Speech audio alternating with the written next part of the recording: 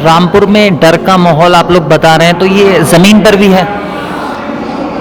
देखिए, डर की भी एक हद होती है और रामपुर का आवाम ये समझ गया है कि पुलिस हमारे वोट के हक पर डाका डालना चाहती है, हमें वोट के हक से महरूम कर देना चाहती है। इस बार इंशाल्लाह रामपुर के आवाम इसका भरपूर जवाब देंगे और पुलिस के किसी प्रेशर में, किसी ज्यादती में नहीं आएंगे, उसका सामना करेंगे। आजम खान साहब कह रहे हैं कि अब्दुल इस बार पोंछा लगाएगा। अब्दुल किसी शख्स ने अगर कोई अपना एक सिंबल बना लिया है और किसी ने ये कहा कि अब्दुल दरी नहीं बिछाएगा, तो दरी नहीं बिछाएगा तो फिर जाहिर है कोई और काम करेगा अब्दुल। यानी कि बीजेपी में अगर अब्दुल जाता है तो पोंछा लगाएगा। जाहिर है कि इस आजम खां के साथ जो सम्मान लोगों को मिला है, जो इज्जतें मिली हैं, जो सहूलतें मिली हैं, बीजेपी थोड़ी दे देगी। हाँ, लेकिन फसाद अली शानू की मैं बात करूं तो उन पे लगातार मुकदमे दर्ज हो रहे थे, अब बीजेपी में शामिल हो गए तो, और उसके बाद उनको अब गनर भी दे दिया गया, पुलिस उनकी सिक्योरिटी कर रही है। देखिए, मैं किसी की बात नहीं कर रहा हूँ। बीजेपी का तो ये कल्चर है कि वो तो बहुत मशहूर हो गई ये बात कि बीजेपी तो एक वॉशिंग मशीन बन गई। दूसरी पार्टी में है तो सैकड़ों इल्ज़ाम है, अपनी यहाँ आ जाए तो वो पाक साफ हो जाता है।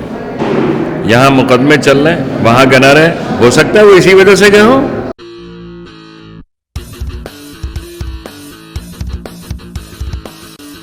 नमस्कार, आदाब, आप देख रहे हैं द हल्ला बोल। उत्तर प्रदेश में इन दिनों सियासी सरगर्मी बढ़ रही है। इसकी सबसे मुख्य वजह है रामपुर में होने वाले उपचुनाव को लेकर लगातार सियासी सरगर्मी बढ़ती जा रही है।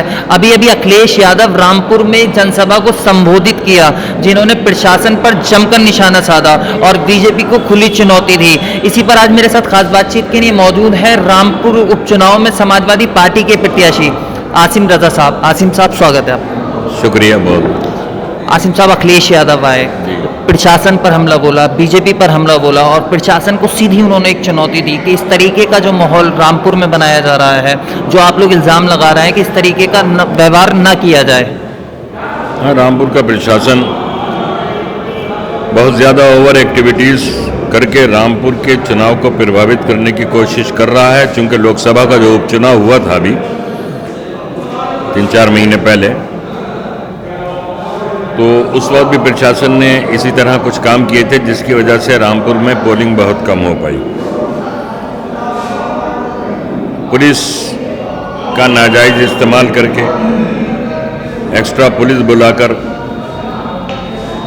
समाजवादी पार्टी के कार्यकर्ताओं के खिलाफ कार्रवाई करके, उन्हें डरा के, उन्हें धमका के माहौल को ख़राब करने और इलेक्शन को मुतासिर करने की कोशिश रामपुर की ज़िला इंतज़ामिया और पुलिस कर रही है। हम भी कह रहे हैं, मुस्तकिल इस बात की शिकायत भी कर रहे हैं, ऑब्जर्वर से भी कर रहे हैं, और आज माननीय अखिलेश यादव जी ने भी ये मुद्दा उठाया। हम उम्मीद करते हैं कि प्रशासन अपना रवैया बदलेगा और रामपुर में विधानसभा का ये उपचुनाव शांतिपूर्ण माहौल में, भयमुक्त माहौल में, निष्पक्ष रूप से हो सकेगा, हमें उम्मीद है। तो रामपुर में डर का माहौल आप लोग बता रहे हैं, तो ये जमीन पर भी है? देखिए, डर की भी एक हद होती है और रामपुर का आवाम ये समझ गया है कि पुलिस हमारे वोट के हक पर डाका डालना चाहती है, हमें वोट के हक से महरूम कर देना चाहती है। इस बार इंशाल्लाह रामपुर के आवाम इसका भरपूर जवाब देंगे और पुलिस के किसी प्रेशर में, किसी ज्यादती में नहीं आएंगे, उसका सामना करेंगे। और मैं रामपुर के आवाम से अपील भी करता हूँ कि वो हिम्मत और शऊर से काम लें। डर के ज़िंदगी नहीं जिया जा सकता। अगर कोई हमारे साथ ज्यादती करता है, जुल्म करता है, तो बर्दाश्त की एक हद होती है। उसके बाद हमें अपना हक लेने के लिए हिम्मत और हौसले से काम लेना पड़ेगा। वोट देना हमारा बुनियादी हक है, शहर का बुनियादी हक है, हमें आईन ने यह हक दिया है। और वोट के हक से छेड़छाड़ बड़ा संगीन जुर्म है, मगर ये संगीन जुर्म पुलिस कर रही है रामपुर में, और पिछले लोकसभा के जो उपचुनाव हुए उसमें किया। लेकिन हम उम्मीद करते हैं कि इस चुनाव में पुलिस ऐसी कोई हरकत नहीं करेगी और लोगों को आज़ादी से वोट डालने देगी। रामपुर में सबसे ज़्यादा चर्चा हो रही है अब्दुल की, तो अब्दुल इस चुनाव में क्या करने वाला है रामपुर में? कौन अब्दुल? मैं तो नहीं समझा ऐसी क्या चर्चा है। तो कह रहे हैं कि आजम खान साहब कह रहे हैं कि अब्दुल इस बार पोंछा लगाएगा। अब्दुल किसी शख्स ने अगर कोई अपना एक सिंबल बना लिया है और किसी ने ये कहा कि अब्दुल दरी नहीं बिछाएगा, तो दरी नहीं बिछाएगा तो फिर जाहिर है कोई और काम करेगा अब्दुल। यानी कि बीजेपी में अगर अब्दुल जाता है तो पोंछा लगाएगा।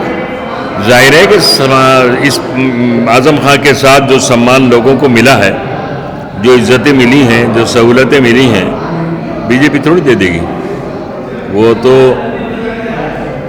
एक अपने इस मौके के फ़ायदे के लिए इस्तेमाल कर सकती है आपको, और वो निजी उनका मामला है। कोई एक उनके जाने, किसी के जाने या आने से पार्टी पे कोई फर्क नहीं पड़ता। बीजेपी के कितने लोग हमारे यहाँ शामिल होगा। हाँ, लेकिन लगातार बीजेपी की तरफ से कहा जाता है कि लगातार समाजवादी पार्टी के आजम खान से जुड़े हुए लोग बीजेपी में शामिल हो रहे हैं, मुसलमान लगातार बीजेपी में शामिल हो रहे हैं। रामपुर में ये चीज़ें देखने को मिल रही हैं, तो लगता नहीं कि इस चुनाव में नुकसान होगा, आपको नुकसान होने वाला? नहीं, कोई नुकसान नहीं होगा। लोग अपने फ़ायदों के लिए या किसी डर और खौफ की वजह से बेवफाई करके एक लंबा साथ छोड़कर, दगा देकर अगर आज़म खां साहब को छोड़ गए हैं तो उससे आज़म खां की सियासत पे कोई फ़र्क नहीं पड़ता। आज़म खां का शहर है ये। आज़म खां 50 साल से राजनीति कर रहे हैं। कितने लोग आए, कितने चले गए। विचारधारा लोग बदलते रहते हैं। कितने लोग बीजेपी की और दूसरी पार्टियों की विचारधारा छोड़कर आज़म खां साहब के साथ आए। आज अगर वो बीजेपी की विचारधारा अपनाना चाहते हैं तो उनका फैसला है, और जो छोड़कर गए हैं वो पहले दूसरी पार्टियों में थे। कई कई विचारधाराएं लोगों ने बदलनी है। कांग्रेस और दूसरी पार्टियां छोड़कर लोग आज़म खां के साथ आए थे, क्योंकि आज़म खां की विचारधारा को, जो अमन, चैन, शांति, तरक्की की है, उसको उन्होंने कबूल किया था। आज उन्होंने भगवा विचारधारा अपना ली है, तो वो जाने। हाँ, लेकिन फसाद अली शानू की मैं बात करूं तो उन पे लगातार मुकदमे दर्ज हो रहे थे। अब बीजेपी में शामिल हो गए तो, और उसके बाद उनको अब गनर भी दे दिया गया। पुलिस उनकी सिक्योरिटी कर रही है। देखिए, मैं किसी की बात नहीं कर रहा हूँ। बीजेपी का तो ये कल्चर है कि वो तो बहुत मशहूर हो गई ये बात कि बीजेपी तो एक वॉशिंग मशीन बन गई। दूसरी पार्टी में है तो सैकड़ों इल्ज़ाम है, अपनी यहाँ आ जाए तो वो पाक साफ हो जाता है। यहाँ मुकदमे चल रहे हैं, वहाँ गनर है। हो सकता है वो इसी वजह से गए हों। उनको सब चीज़ें मुबारक, जो जिस वजह से गया, जो मिल रहा है। 8 के बाद देखेंगे क्या मिलता है, क्या रहता है।